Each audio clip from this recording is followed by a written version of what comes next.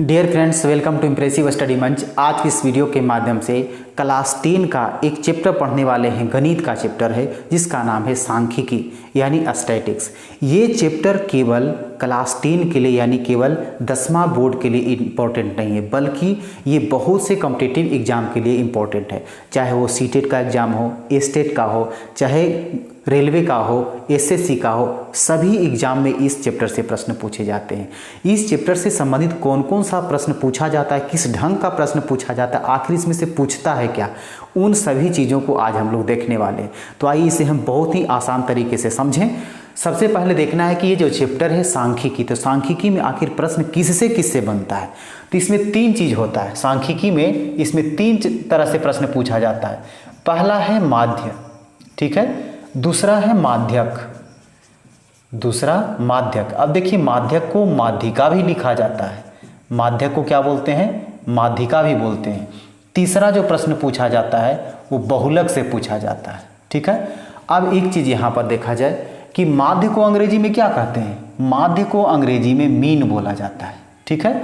और माध्यक को क्या बोला जाता है, माध्यक को मीडियन बोला जाता है, ठीक है ना, माध्यक को मीडियन बोला जाता है। और बहुलक को क्या बोलते हैं, बहुलक को मोड बोला जाता है, ठीक है ना।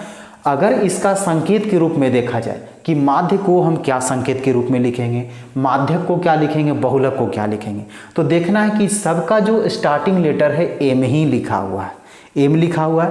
तो इसमें माध्य को एवरेज भी बोला जाता है। तो एवरेज किस लेटर से शुरू होता है, ए से शुरू होता है, यानी एवरेज यानी औसत तक। एक किससे शुरू होता है, एवरेज किससे शुरू होता है, ए से। तो इसका जो संकेत हो जाएगा माध्य का क्या हो जाएगा, ए हो जाएगा। अब इसके बाद माध्यक या माध्यिका, तो माध्यक का माध्यिका को किससे से लिखेंगे, इसका संकेत जो होगा वो एम से होगा। याद रखना स्मॉल लेटर नहीं, हमेशा कैपिटल लेटर होगा, ठीक है। इसके बाद देखा जाए बहुलक, बहुलक में क्या है, एम, इसमें भी एम है लेकिन इसको एम ओ से शुरू करते हैं, ठीक है ना, यानी मोड हो गया। एम जीरो भी इसको पढ़ लिया जाता है। तो क्या हो गया, ये माध्य को ए से, माध्यक को एम से और बहुलक को एम जीरो या एम ओ से लिखा जाता है, ठीक है। अब इसके बाद हमें चलना है कि माध्य से संबंधित, माध्यिका से संबंधित और बहुलक से संबंधित। सबसे पहले इसको परिभाषा समझना है कि माध्य का परिभाषा क्या है, माध्य कहेंगे किसको, तो जो आंकड़ा दिया हुआ है, ठीक है, यानी जो संख्या दी हुई है, तो उसी आधार पर क्या करना है, इसका जो सूत्र होता है माध्य का, वो माध्य क्या होता है कि कुल प्रेक्षणों का योग, कुल प्रेक्षणों का योग, और बटा में क्या होता है, कुल प्रेक्षणों की संख्या, कुल प्रेक्षणों की संख्या। अब देखा जाए, कहने का मतलब जो संख्या दिया हुआ है उस सब को जोड़ देना है और ऊपर लिखाएगा, और टोटल कितना संख्या है उसको गिनती करके और नीचे क्या करना है, नीचे लिख करके फिर भाग दे देना है। तो टोटल संख्या का योग में टोटल संख्या से भाग देना है और जो भागफल आएगा वही माध्य होगा। क्वेश्चन देखिए पूछने का तरीका क्या है। ये पहला क्वेश्चन यहाँ पर लेते हैं। कहेगा कि चार मान 1, 2, 3, 2, 5, 7, 9, ठीक है, इसका माध्य क्या होगा या माध्य ज्ञात करें, ठीक है, माध्य ज्ञात करें। अब देखा जाए, इसमें ये संख्या दिया हुआ है और इसका माध्य ज्ञात करें। कभी कभी यहाँ पर कह देगा कि गणितीय माध्य ज्ञात करें, तो टेंशन नहीं लेना है, गणितीय माध्य कहे या माध्य कहे, जब इस रूप में पूछा जा रहा है तो सेम सूत्र लगेगा, यही सूत्र लगाना है, यानी कुल प्रेक्षणों का योग। तो यहाँ पर क्या होगा, माध्य बराबर लिखेंगे। अब देखा जाए, इसमें जब हमको इसको 2 नंबर का बनाने के लिए रहेगा तब इसको क्या करेंगे, सूत्र यहाँ पर लिखेंगे। लेकिन जब ऑब्जेक्टिव टाइप का रहेगा तो हमको सूत्र लिख करके थोड़ी हल करना है, केवल दिमाग में रखना है कि माध्य बराबर सबको जोड़ देना है और टोटल संख्या से भाग दे देना है। तो क्या करेंगे, इसमें माध्य बराबर कुल प्रेक्षणों का योग, तो कुल प्रेक्षण कितना दिया हुआ है, 1, 2, 3, फिर है 2, उसके बाद 5, उसके बाद 7, उसके बाद 9, योग कह दिया तो सबके बीच में जोड़ का चिन्ह दे दिया, बाकी सभी संख्या को ऐसे ही लिख दिया। अब नीचे कहता है कुल प्रेक्षणों की संख्या, तो कुल प्रेक्षण कितना है, 1, 2, 3, 4, 5, 6, 7, ये 7 है, 7 लिख दिया। समझ में आ रहा है। कि कुल प्रेक्षणों का योग कहा तो सबके बीच में योग कर दिया, जोड़ का चिन्ह दे दिया। अब नीचे गिनती करके नीचे संख्या लिख दिया। अब यहाँ पर क्या करना है, जोड़ना है। तो 9 7 16 5 21 और 2 23 और 3 26 और 2 28 और 1 कितना हो गया 29, बट्टा में कितना 7। इसको एक बार फिर से देख लिया जाए कि सही जोड़ा हुआ है कि गलत जोड़ा हुआ है। 1 और 2 3 और 3 6 2 8 5 13 13 7 20 और 9 29, ठीक है।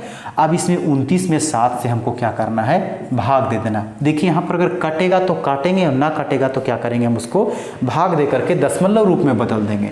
तो यहाँ पर 7 1 चौके 28 होता है, बचिया 1, फिर पॉइंट बैठेगा 0, 7 कम 7, बच गया कितना 3 बच गया, ठीक है। अब पॉइंट के बदले 0 तो 7 चौके 28, ठीक है, 28 हो गया।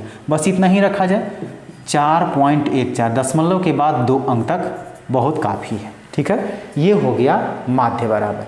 माध्य पूछने का देखिए दूसरा तरीका क्या है। ये तो आपको संख्या दे दिया है, लेकिन अभी आपको संख्या नहीं देगा तो केवल आपको घुमा करके क्वेश्चन पूछेगा। यहाँ लिख देगा कि प्रथम 5 प्राकृत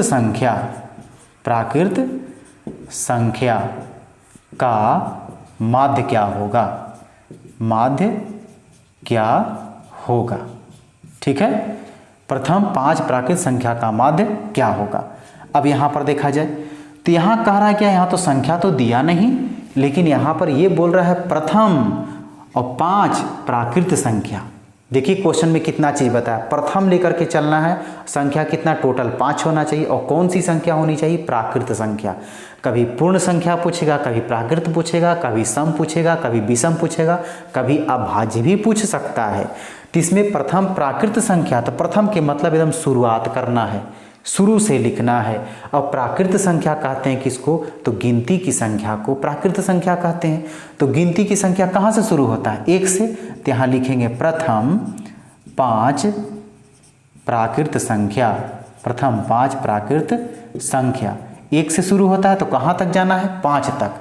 तो 1 2 3 4 5 यही होता है ना प्राकृत संख्या। गिनती की संख्या को प्राकृत संख्या कहते हैं। प्रथम कह दिया यानी शुरुआत से लिखना है। अब यहाँ पर इतना होगा, अब इसको माध्य निकालना है। तो माध्य बराबर क्या होता है, तो कुल प्रेक्षणों का योग यानी सब को जोड़ देना है। 1 + 2 + 3 + 4 + 5 और बटा में टोटल कितना, नीचे टोटल संख्या था 1 2 3 4 5। यहाँ पर गिन करके लिखना है, ऐसा नहीं कि जो ये लास्ट वाला है वही नहीं लिख देना है। यहाँ पर नीचे कौन संख्या लिखाता है, तो प्रेक्षणों की कुल संख्या, ठीक है ना। तो यहाँ पर कुल कितना 1 2 3 4 5, इसको गिन करके नीचे लिखना है। अब क्या करेंगे, इसको जोड़ देंगे। तो 5 4 9 3 12 2 14 1 15 बट्टा में 5। तो 5 3 15, 3 मरतबे कट गया। तो इसका आंसर कितना आया, 3 आ गया। यही इसका आंसर हो गया। अब अगला क्वेश्चन इसी पर इस ढंग से पूछ सकता है कि प्रथम 5 प्राकृत पूर्ण संख्या। तो जब पूर्ण संख्या कहेगा तो कहाँ से शुरू करेंगे, तो पूर्ण संख्या कहाँ शुरू होता है, 0 से। तो कितना हो जाएगा 0 + 1 + 2 + 3 + 4 हो गया ना, 5 गो देख लिया जाए। 0 1 2 3 4 5, तो 5 पूर्ण संख्या हो गया। नीचे क्या हो जाएगा 1 2 3 4 5, यहाँ 5 हो जाएगा। 4 3 7 2 9 1 10 और बट्टा में 5, तो 5 दूना 10। ये हो गया किसके लिए, पूर्ण संख्या के लिए।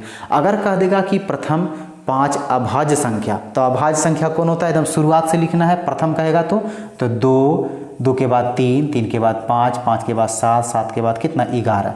ये कौन सी संख्या है, अभाज्य संख्या। तो अभाज्य संख्या किसे कहते हैं, जो केवल अपने से विभाजित होता है और 1 से, इसके अलावा और किसी से नहीं। तो सबसे छोटा कौन है, 2 केवल 2 से कटता है और 1 से ही कटता है। 3 केवल 1 से और 3 से कटता है। 5 1 से और 5 से कटता है। 7 1 से और 7 से कटता है। 11 1 से और 11 से ही कटता और किसी से नहीं कटता। तो अभाज्य संख्या किसे कहते हैं, जो संख्या स्वयं से यानी अपने आप से और केवल 1 से विभाजित है। तो ये अभाज्य संख्या रहेगा। तो अभाज्य संख्या के लिए क्या करेंगे, इसका माध्य निकालेंगे, सबके बीच में जोड़ का चिन्ह दे देंगे। तो नीचे कितना 1 2 3 4 5, यहाँ 5 हो गया। 11 7 18 5 23 और 3 26 और 2 28, ठीक है। अब बट्टा में कितना 5, इसको भाग देंगे तो कितना हो जाएगा 5 7 55 25 और 5 6 30, 5.6 हो जाएगा। तो इस तरह से क्या करना है, हमें सभी संख्या को याद रखना है कि पूर्ण संख्या पूछेगा तो पूर्ण संख्या लिखेंगे, प्राकृत पूछेगा प्राकृत लिखेंगे, और सम पूछेगा सम लिखेंगे, विषम पूछेगा विषम लिखेंगे। चाहे जो भी संख्या पूछ ले, तरीका यही है बनाने का, ठीक है। अब अगला क्वेश्चन इस ढंग से पूछा जा सकता है कि चर मान पी क्यू आर का गणितीय माध्य क्या होगा। तो गणितीय माध्य कहे या माध्य कहे, अभी क्या देखें कि कुल प्रेक्षणों का योग, तो प्रेक्षण संख्या कितना दिया हुआ है, तो ये क्या है, ये आपको अंग्रेजी लेटर में दे दिया है। तो जैसे दिया हो वैसे ही लिखना है, अपने ढंग से कुछ नहीं करना है। तो माध्य बराबर होता है क्या, कुल प्रेक्षणों का योग। तो प्रेक्षण कितना है, 1 2 3, पी क्यू आर है, तो यहाँ लिखेंगे P plus q plus r. ऊपर में लिखा था ना कुल प्रेक्षणों का योग, तो योग का मतलब सबके बीच में हम जोड़ का चिन्ह दे दिए। नीचे होता है कुल प्रेक्षणों की संख्या, तो संख्या टोटल कितना, 1 2 3, ये 3 हो गया। अब यहाँ देखा जाए ना तो P क्यू के साथ जुटेगा ना तो R के साथ जुटेगा, ये आपस में जुटेगा नहीं। तो आंसर यही हो गया, क्योंकि इसका कैलकुलेशन अब इसके आगे कुछ नहीं होगा, आंसर वही हो गया। अब इसके बाद चर मान 1 2 3 x 5 का माध्य 3 है, तो x का मान क्या होगा। इसमें देखिए एक चीज़ छुपा लिया गया, यहाँ से 1 से 5 तक यहाँ संख्या दिया हुआ है। अब इसमें एगो जो है ना, इसके जगह पर क्या है पता नहीं है, लेकिन अगर इसका माध्य निकालते हैं तो माध्य 3 आता है, तो इसके जगह पर कितना रखना पड़ेगा। तो इसके लिए अलग से कहीं से सूत्र नहीं है, जब माध्य दिया हुआ है तो माध्य का ही सूत्र लिखेंगे और उसी पर बन जाएगा। तो यहाँ पर देखिए माध्य बराबर क्या होता है, तो माध्य बराबर क्या होता है, कुल प्रेक्षणों का योग। तो प्रेक्षण कितना है, 1 है 2 है 3 है, फिर x है, फिर 5 है, सब के बीच में हम जोड़ के चिन्ह दे दिए। नीचे टोटल संख्या लिखाता है, तो गिन लिया जाए 1 2 3 4 5, ये 5 हो गया टोटल। क्वेश्चन में एक चीज़ और देखा जाए, माध्य 3 है, माध्य कितना दिया हुआ है 3, तो माध्य के नीचे कितना लिख देंगे हम, 3 लिख देंगे।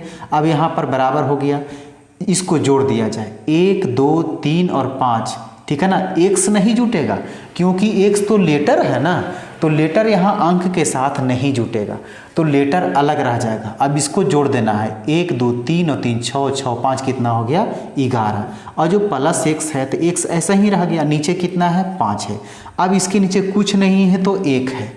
यहाँ से क्या होता है, क्रॉस मल्टीप्लाई होता है, माने तिरछा तिरछी क्या होता है, गुना होता है। तो यहाँ पर गुना कर दिया जाए, इतना में 1 से गुना करेंगे, तो किसी भी संख्या में 1 से गुना किया जाता है तो उतना ही रहता है। तो इसमें क्या होगा, इसको गुना करेंगे तो कितना हो जाएगा 11 एकम 11, फिर x को 1 से गुना करेंगे तो x हो जाएगा, 5 में 3 से गुना करेंगे तो 5 3 15 हो जाएगा। अब बच गया यहाँ पर x का हमको मान निकालना है, x निकालना है ना, तो x को लिख देंगे, इसके साथ 11 जो है ना 11 ही प्लस में है, यानी इधर जुटा हुआ है तो उधर जाके घटा देना है। तो इधर में आकर के क्या हो जाएगा, 11 जो है ना इधर आकर के घट जाएगा, तो x का मान कितना हो जाएगा, यहाँ पर 15 में से 11 गया तो 4 हो जाएगा। यही हो गया आंसर। तो ये माध्य पूछने का जो तरीका था, चर मान दे देगा, उसी ढंग पर क्या है कि अलग अलग तरीके से पूछ लेगा। अब क्वेश्चन इसी ढंग से रहेगा, लेकिन इसमें माध्य ना पूछ करके माध्यिका पूछ लेगा या बहुलक पूछ लेगा। तो इसको हम कैसे बनाएंगे, तो सबसे पहले क्या करेंगे, हम माध्यिका की परिभाषा को जानेंगे। जिस तरह से हमने अभी माध्य को देखा, उसी ढंग से क्या करना है, माध्यक या माध्यिका की परिभाषा को जानेंगे। माध्यक या माध्यिका कहते हैं किसको, तो दी हुई संख्या को यदि आरोही क्रम में सजा लिया जाए, यानी बढ़ते क्रम में सजा लिया जाए। जैसे अभी चर मान दिया हुआ था, उसमें उटपटांग था, कभी बढ़ रहा था कभी घट रहा था, तो माध्य में हमको आरोही अवरोही क्रम नहीं लेना है, ठीक है ना। लेकिन माध्यक में क्या है, जो संख्या दी हुई है सबसे पहले उसको आरोही क्रम में यानी बढ़ते क्रम में सजा लेना है, और जब सजाने के बाद जो ठीक बीच में संख्या आती है वही माध्यक होता है। माध्यक का मतलब क्या हो गया, बीच की संख्या, दी हुई संख्या को यदि आरोही क्रम में सजा लेते हैं, बढ़ते क्रम में सजा लेते हैं, तो जो सबसे बीच में संख्या है वही माध्यक होता है, ठीक है ना। अब यहाँ पर देखिए कैसे समझना है इसको, माध्यक कैसे लिखा गया। जैसे क्वेश्चन यहाँ पर है, क्वेश्चन इस ढंग से रहेगा कि चर मान 1 3 5 2 7 3 5, ठीक है ना, कि माध्यिका ज्ञात करें, माध्यिका ज्ञात करें, ठीक है ना। अब यहाँ पर एक चीज़ ये देखना है कि चर मान कितना है, 1 2 3 4 5 6 7 ये दिया हुआ है, ठीक है ना। तो सबसे पहले क्या करेंगे, इसको आरोही क्रम में सजाएंगे। तो यहाँ लिखेंगे आरोही क्रम में सजाने पर, आरोही क्रम में सजाने पर, ठीक है। तो आरोही क्रम में सजाया जाए यानी बढ़ते क्रम में सजाया जाए। तो यहाँ पर सबसे छोटा कौन है, तो सबसे छोटा 1 है। 1 के बाद कौन है? 2 है। 2 है। यहाँ पर देखते जाना है कि अगर वो डबल ट्रिपल रहेगा तो सबको साथ में लिखेंगे। यहाँ 1 देखेंगे सिंगल है तो सिंगल लिखा गया। 2 इससे ठीक बड़ा 2 था तो 2 को यहाँ अकेला है लिख दिया। 3 देखिए यहाँ 2 है तो दोनों 3 को हम साथ लिखेंगे। 4 है, नहीं है। 5 है तो 5 2 है तो दोनों 5 को हम एक साथ लिखेंगे। उसके बाद 6 है, नहीं है। 7 है तो यहाँ 7 लिख देंगे। देखिए तो टोटल क्या हो गया? 1 2 3 4 5 6 7 है ना, ये टोटल 7 है। सातों हमने आरोही क्रम में सजा दिया।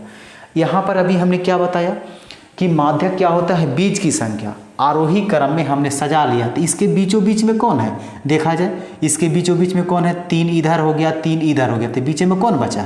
3 बचा। तो क्वेश्चन देखते के साथ ही क्या है, हम आंसर में टिक कर सकते हैं कि सही आंसर कौन होगा। तो बीच की संख्या क्या हो गया? ये माध्यक हो गया। लेकिन जब ये विषम संख्या में है, देख रहे हैं कि 3 इधर हो गया, बीच में वो बच गया। लेकिन अगर सम संख्या में रहेगा टोटल तब उसको कैसे निकालेंगे? तो इसका सूत्र अलग अलग होता है। यहाँ पर पहले ध्यान से देख लिया जाए, ठीक है ना। सबसे माध्यक निकालने का सबसे पहला काम क्या करेंगे? तो सबसे पहला काम करना है आरोही क्रम में सजाना है, ठीक है ना। आरोही क्रम में, आरोही अवरोही भी हो सकता है, इसको घटते हुए क्रम में भी कर सकते हैं तो सेम यही आएगा। अगर घटते क्रम में करेंगे तो बीच में यही आएगा। तो आरोही या अवरोही क्रम में सजाना है, ठीक है ना, सजाना है। उसके बाद क्या करना है? उसके बाद n बराबर लिखना है। n बराबर देखना है कि वो सम संख्या है कि विषम संख्या। n का मतलब टोटल संख्या 1 2 3 4 5 6 7, इसको काउंटिंग कर लेना है। उसको देखना है कि n जो है ना, n सम है कि विषम है। अब यहाँ पर सम रहेगा तो दूसरा सूत्र लगेगा और विषम रहेगा तो दूसरा सूत्र लगेगा।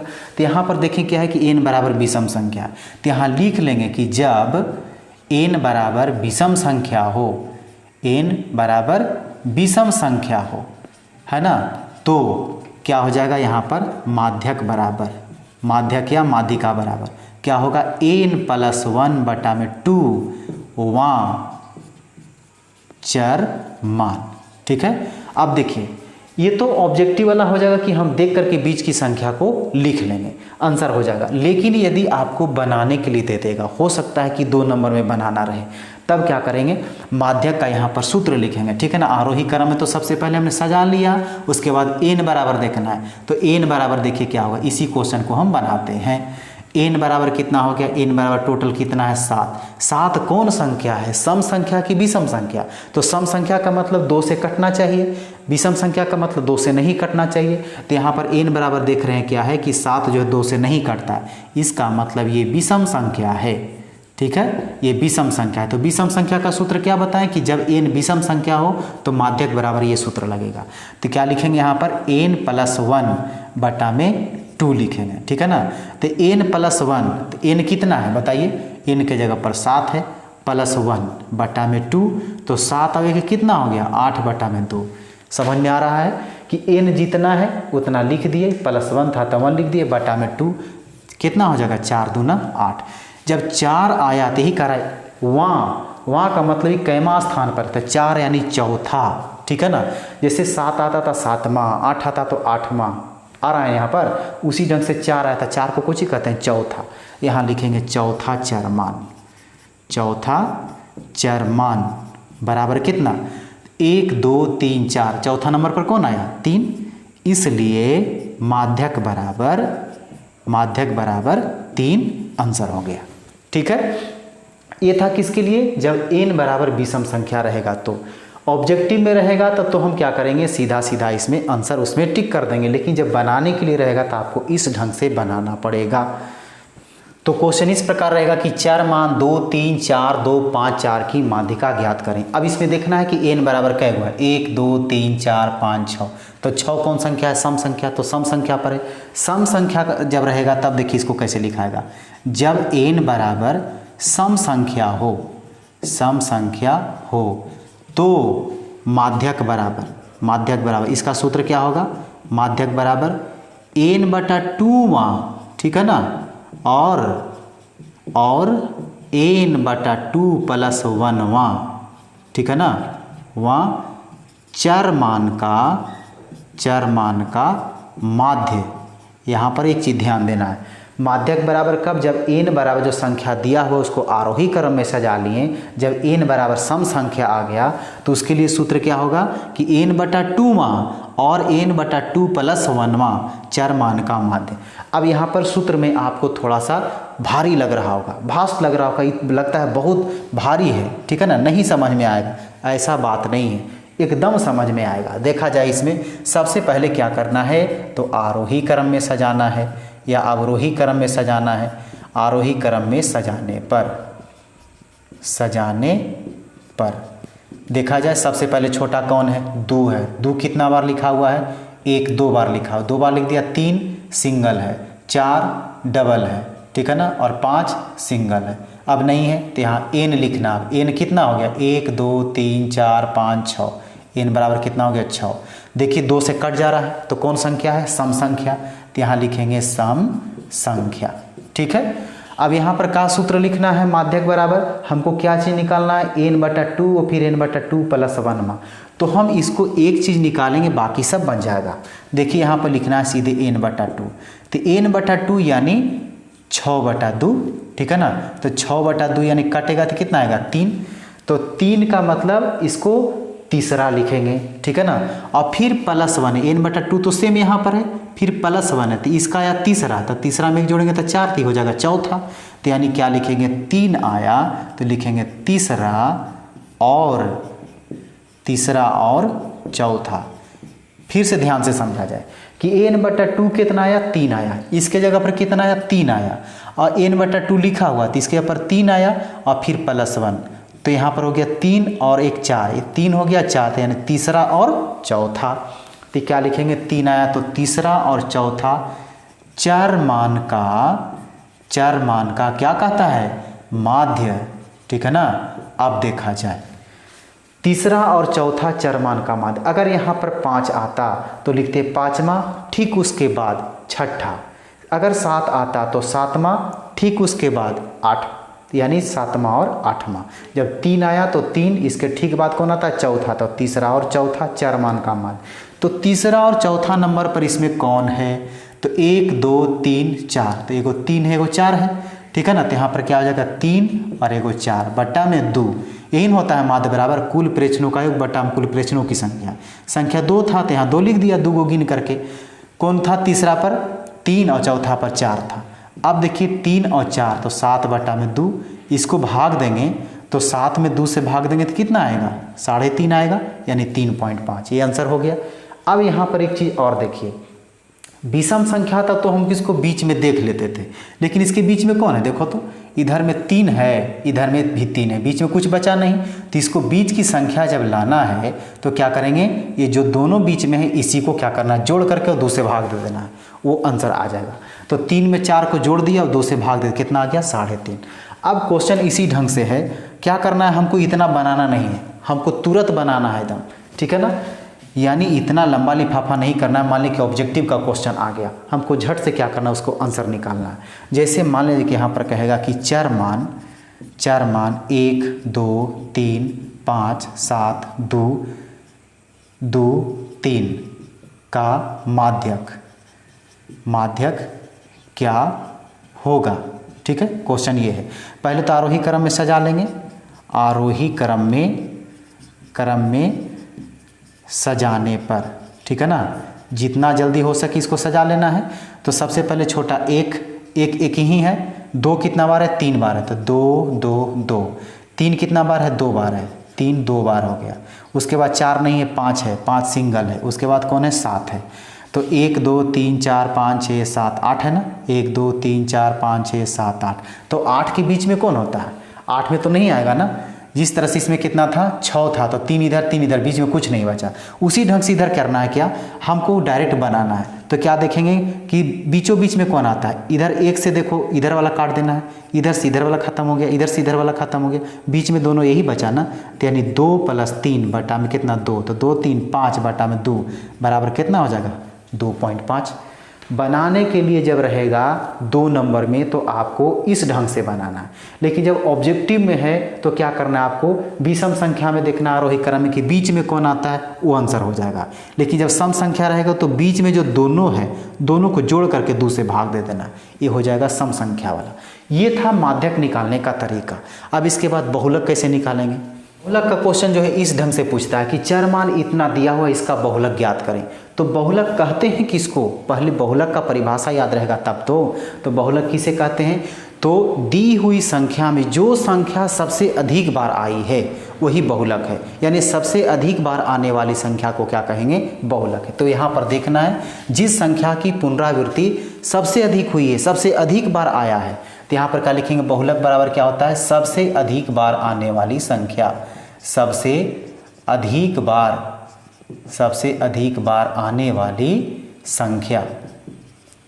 वाली संख्या बहुलक कहलाता है, बहुलक कहलाता है। यानी ये इतना लक है इसका, इतना ये भाग्यशाली कि बहुत बार आता है, यानी बहुत बार आने वाली संख्या क्या कहलाएगा बहुलक कहलाएगा। अब यहाँ पर एक चीज़ देखा जाए, देखना है चेक करना है सबसे अधिक बार कौन आया, एक कितना बार आया है, एक बार आया है, नहीं देखा जाए यहाँ पर एक कितना बार आया, एक बार आया, 3 1 2 3 4 बार आया, 3 जो है ना ये 4 बार आया। अब 5 कितना बार आया है, 5 देख रहे हैं कि 5 एक बार आया है, ठीक है। फिर 6 भी एक बार आया है, 7 भी एक बार आया, तो सबसे ज़्यादा बार कौन आया है, तो सबसे ज़्यादा बार जो है ना यानी 4 बार कौन आया 3, तो इसका मतलब क्या हो जाएगा यहाँ ऐसे ही लिखना है कि सबसे अधिक बार आने वाली संख्या, सबसे अधिक बार आने वाली संख्या कौन हो जाएगा 3, इसलिए बहुलक बराबर कितना हो जाएगा 3। अब इसमें देखा जाए चर मान इतना बहुत बड़ी संख्या दी हुई है और इसका कहता है कि बहुलक ज्ञात करें। पहले अगर मान लें कि जिस स्टूडेंट को बहुलक के बारे में पता नहीं है तो इस क्वेश्चन को देखने के बाद उसका दिमाग जो है ना अपसेट होने लगता है, इतना बड़ा है पता नहीं इसका कितना आंसर होगा। क्वेश्चन देखते के साथ ही टप से आंसर पर चल जाना है। कहने का मतलब क्या हो गया कि कोई भारी नहीं, बहुलक का मतलब सबसे अधिक बार कौन आ रहा है, देखना है कि 2 कितना बार आ रहा है, 1 2 3 4 5 बार आया, ठीक है। 4 1 2 3 ये 3 ही बार है। फिर देख रहे हैं कि 6 1 2 3 ये भी 3 ही बार है। 5 क्या है, 5 एक बार है, 2 बार है। 6 क्या है, 1 बार 2 बार है।